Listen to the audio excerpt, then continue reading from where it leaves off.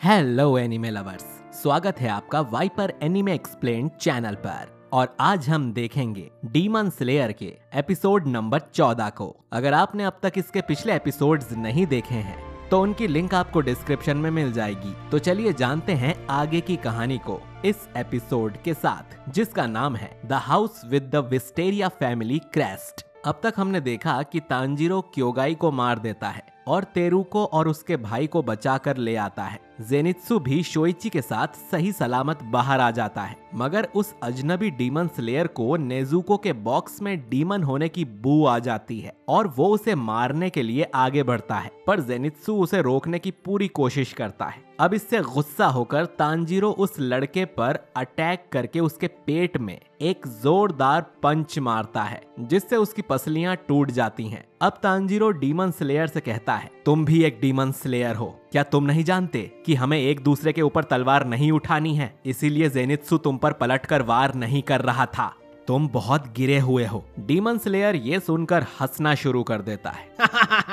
अगर तुम्हें ऐसा लगता है तो तुम मेरे साथ हाथों से लड़ाई करो। तांजीरो उसे दोबारा रोकने की कोशिश करता है, मगर डीमन स्लेयर नहीं रुकता और तांजीरो पर अटैक करने आ जाता है। वो तांजीरो को मारने की कोशिश करता ही रहता है, लेकिन तांजीरो उसे मारने की जगह बस उसके अटैक से बचता है। वहीं इस लड़ाई को देखते हुए जेनित्सु सोचता है कि ये लड़के इतनी हड्डियां तुड़वाने के बाद भी इतना कैसे लड़ सकते हैं। तभी तांजीरो को एक पंच लगता है और उसकी नाक टूट जाती है। डीमन स्लेयर उस पर अपने हाथ पैर घुमाता रहता है, जिससे तांजीरो सोचता है कि इसके लड़ने का तरीका फाइटर जैसा नहीं है, बल्कि ये तो बस एक जंगली सूअर की तरह वार कर रहा है। दोनों अब एक दूसरे से लड़ने लग जाते हैं। जेनित्सु उन दोनों को देखते हुए रो रहा होता है और उसी के पीछे तेरुको, शोइची और कियोकी आपस में गले मिलकर रो रहे होते हैं। डीमन स्लेयर फिर तांजीरो से लड़ने के लिए और एक्साइटेड हो जाता है। तांजीरो उसे ऐसा करने से मना करता है क्योंकि अभी अभी उसकी हड्डी टूटी थी, पर डीमन स्लेयर फिर भी नहीं मानता और वो वापस तांजीरो पर अटैक करने आता है, जिससे अब तांजीरो को भी गुस्सा आने लगता है और वो डीमन स्लेयर को पकड़कर उसके सिर पर अपने सिर से मार देता है। इससे दोनों के ही सिरों में क्रैक्स हो जाते हैं और आखिरकार डीमन स्लेयर का मास्क निकल जाता है।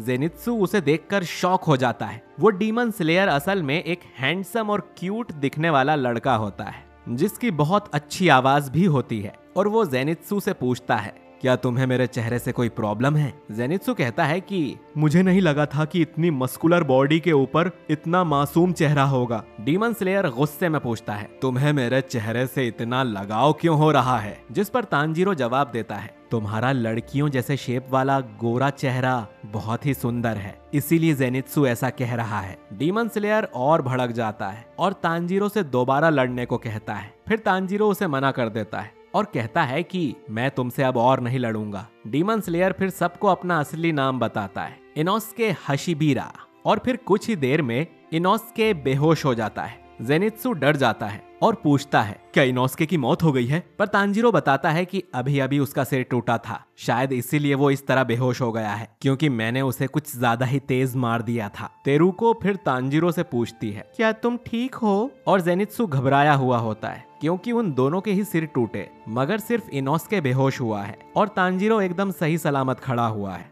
कुछ देर बाद इनोस्के को होश आ जाता है और वो गुस्से से उठकर दोबारा जेनित्सु से लड़ने के लिए उसके पीछे भागने लगता है। थोड़ी आगे आने पर इनोस्के देखता है कि तांजीरो, तेरुको और उसके भाई मिलकर कुछ कर रहे हैं। तांजीरो बताता है कि इस घर में कई सारे लोगों की मौत हुई है, इसीलिए उनकी आत्मा की शांति के लिए वो उनकी समाधि बना रहे हैं और इसमें इनोस्के तुम्हें भी उनकी मदद करनी चाहिए। इनोस्के मना कर देता है, मुझे नहीं करानी मदद, और पूछता है, ये सब करने से क्या फायदा है? और ये सब करने से अच्छा है तुम मुझसे फाइट करो। इस पर जेनित्सु शॉक्ड रह जाता है। तांजीरो बहुत सिंपैथी देते हुए कहता है, मैं समझ सकता हूँ कि तुम ऐसा क्यों कह रहे हो, क्योंकि तुम्हारे अंदर बहुत दर्द है। इनोस्के खुद ही ये सुनकर कंफ्यूज हो जाता है और जेनित्सु सोचता है कि मुझे लगा था कि बस इनोस्के पागल है, मगर इन दोनों का ही दिमाग खराब है। तांजीरो उसे आगे समझाता है, हर इंसान अपने दुख से गुजरता है, पर हमें इसका सामना करना चाहिए। असल में तांजीरो चालाकी से इनोस्के को भड़का रहा था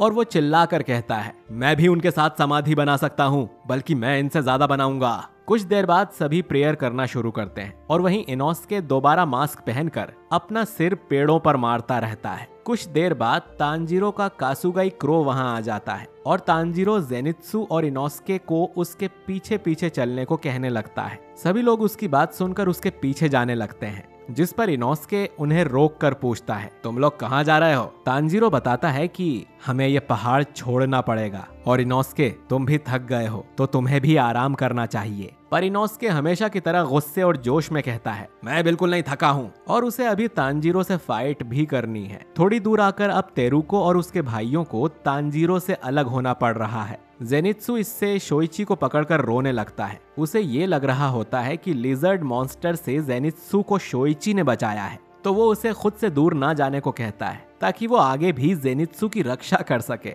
शोइची उसे सच नहीं बताता है और तांजीरो उसे जैसे तैसे करके शोइची से दूर कर देता है। फिर उसका कासुगाई क्रो कियोकी के पास आकर उसे विस्टेरिया का बैग देता है। विस्टेरिया एक ऐसा प्लांट है जिससे डीमंस को नफरत है, क्योंकि ये उनके लिए जहर होता है और अगर कियोकी के पास विस्टेरिया रहेगा तो कोई भी डीमन उसके पास नहीं आ पाएगा। इसी के साथ तीनों भाई बहन अपने घर की ओर चले जाते हैं और तांजीरो अपने 2 नए दोस्तों के साथ अपने सफर पर निकल जाता है। जेनित्सु रास्ते में सो गया होता है और तांजीरो उसे अपनी पीठ पर ले जा रहा होता है। वहीं इनोस्के उसे पूरे रास्ते बस फाइट के लिए चैलेंज करता रहता है। दोनों में ही बहस होने लगती है। जेनित्सु नींद से उठकर दोनों पर जोर से चिल्लाता है और वापस सो जाता है। रात हो जाती है और तीनों विस्टेरिया फैमिली क्रेस्ट नाम की जगह पर आते हैं। कासुगाई क्रो उन्हें बताता है कि ये जगह तुम्हारे आराम करने के लिए है, क्योंकि तुम तीनों की हालत बहुत बुरी हो रही है। तांजीरो ये सुनकर खुश हो जाता है कि आखिरकार उसे एक ब्रेक मिल गया है, पर इनोस्के कहता है कि मैं अभी भी फिट हूँ और अगले मिशन पर जा सकता हूँ। तभी घर में से एक लेडी निकलकर बाहर आती है जो उम्र में बहुत बूढ़ी होती है और उनकी आवाज थोड़ी डरावनी होती है। जेनित्सु उन्हें देखकर डर जाता है। तांजीरो उन्हें इतनी रात में तकलीफ देने के लिए माफी मांगता है और इनोस्के उन पर गुस्सा करने लगता है। वो लेडी कहती है कि तुम लोग शायद डीमन स्लेयर्स हो जो यहाँ रुकने आए हो। इनोस्के इस पर अपनी तलवार निकालकर पूछता है, आपको इससे क्या लेना देना? तांजीरो उसे शांत कराता है और लेडी से माफी मांगता है। तीनों अंदर आ जाते हैं और वो लेडी उन्हें कपड़े, खाना और सोने की जगह दे देती है और उनकी हर बात से जेनित्सु को लगता है कि वो जरूर कोई भूत है। तीनों खाना खाने बैठते हैं, जहां इनोस्के जानवरों के जैसे खाता है। वो जानबूझकर तांजीरो का खाना भी उठा लेता है, जिस पर तांजीरो कहता है, अगर तुम्हें ज्यादा भूख लगी हो तो मेरा पूरा खाना खा लो। इतना लगाव देखकर इनोस्के को गुस्सा आ जाता है और वो उसका खाना नहीं खाता है। वहीं जेनित्सु सोचता है कि इनोस्के लड़ने की बात इतनी जल्दी कैसे भूल गया। तीनों सोने आते हैं और जहां इनोस्के जल्दी से सबसे अच्छा बेड ले लेता है और तांजीरो कहता है कि तुम्हें जहां सोना है तुम सो सकते हो। इनोस्के से इतना प्यार बर्दाश्त नहीं हो पाता और वो जेनित्सु के मुंह पर तकिया फेंक कर मार देता है। कुछ ही देर बाद तीनों को डॉक्टर देखने आते हैं और हंसते हुए बताते हैं कि तीनों की हालत बहुत खराब है। अब सोते टाइम जेनित्सु कहता है कि हम तीनों की कमर टूटी हुई है। फिर तांजीरो इनोस्के को सिर पर मारने के लिए सॉरी कहता है। जेनित्सु ये सुनकर इनोस्के से बोलता है कि तुमने भी मुझे मारा है, तुम भी सॉरी बोलो। पर इनोस्के नहीं बोलता। जेनित्सु कहता है कि अगर तुम इसी तरह बर्ताव करोगे तो हम तुम्हें अपने साथ नहीं रख पाएंगे। तांजीरो भी हाँ करता है, जिसके जवाब में इनोस्के पूछता है कि क्या तुम दोनों के सिर कहीं टकरा गए थे? तांजीरो बताता है कि ये घर मिस्टेरिया फैमिली क्रेस्ट इसीलिए कहा जाता है क्योंकि यहाँ रहने वाली फैमिली को डीमन स्लेयर्स ने डीमन से बचाया था। तभी एहसान उतारने के लिए इस फैमिली ने अपने पूरे घर में मिस्टेरिया लगा दिए ताकि डीमन स्लेयर्स यहाँ आराम कर सकें। तांजीरो फिर इनोस्के से पूछता है, तुम डीमन स्लेयर क्यों बने? इनोस्के बताता है कि एक दिन जंगल में मुझे एक डीमन स्लेयर मिला जिसे मारकर मैंने उसकी तलवार रख ली। फिर मुझे फाइनल सिलेक्शन के बारे में पता चला तो मैं बस यूं ही वहां गया और डीमन स्लेयर बन गया। इसीलिए मेरे पास 2 तलवारें हैं। तांजीरो कहता है कि हम एक जैसे हैं क्योंकि हम दोनों ही पहाड़ों में बड़े हुए हैं। पर इनोस्के मना कर देता है और कहता है कि मेरे पास तांजीरो तुम्हारे जैसी कोई फैमिली नहीं है। तभी जेनित्सु उठता है और तांजीरो से पूछता है, तुम एक डीमन के साथ क्यों घूम रहे हो? तांजीरो शॉक हो जाता है और कहता है कि तुम इस बारे में जानते थे, फिर भी तुमने मेरे बॉक्स को बचाया। तुम सच में बहुत अच्छे इंसान हो। अपनी इतनी तारीफ सुनने के बाद जेनित्सु शर्मा जाता है। तांजीरो आगे कहता है कि मेरे सूंघने की शक्ति बहुत स्ट्रांग है, इसीलिए मैं जानता हूँ कि जेनित्सु तुम एक बहुत अच्छे और ताकतवर इंसान हो। पर जेनित्सु ये बात मानने से इनकार कर देता है। तभी नेजुको का बॉक्स हिलने लगता है और जेनित्सु डर जाता है। इनोस्के को कोई फर्क नहीं पड़ता है और वो सोचता है कि मेरे इतना कुछ करने के बाद भी तांजीरो मुझसे नाराज क्यों नहीं हुआ और मैं उससे लड़ ही क्यों रहा था।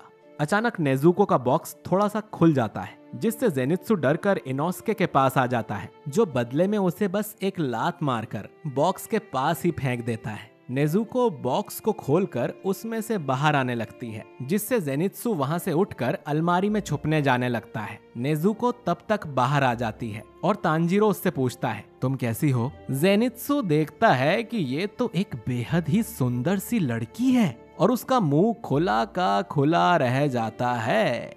इनोस्के भी उसे देखता है और चुपचाप घोड़े बेचकर सो जाता है। तांजीरो जेनित्सु और नेजुको की पहचान कराने जाता है, पर जेनित्सु उसे बीच में ही रोक देता है। वो बहुत ही ज्यादा गुस्से में आ चुका होता है और कहता है, तांजीरो तुमने मेरे साथ बहुत गलत किया है। तुम अभी तक इतनी क्यूट लड़की के साथ घूम रहे थे, पर तुमने मुझसे ये बात छुपाई। तांजीरो उसे सब समझाने की कोशिश करता है, मगर जेनित्सु नहीं सुनता और आगे कहता है कि मैंने तुम्हारे कारण इतनी चोट खाई, पर तुम बस लड़की घुमा रहे थे और डीमन स्लेयर बनना कोई ऐसी चीज नहीं है जिसे तुम बस मजे के लिए करो। जेनित्सु फिर गुस्से से अपनी तलवार निकाल लेता है और कहता है कि तुम्हारे जैसे ठरकी इंसान को जीने का कोई हक नहीं है, और तांजीरो को वो मारने आगे बढ़ता है और ये एपिसोड यहीं पर एंड हो जाता है। दोस्तों, आपको ये मजेदार एपिसोड कैसा लगा कमेंट करके जरूर बताइए, और अगले एपिसोड में ये चंडाल चौकड़ी और क्या क्या कारनामे करती है वो सब मिस ना करने के लिए हमारे चैनल वाइपर एनीमे एक्सप्लेन्ड को सब्सक्राइब जरूर कर लीजिए। बाकी मैं मिलता हूँ आपसे बहुत ही जल्द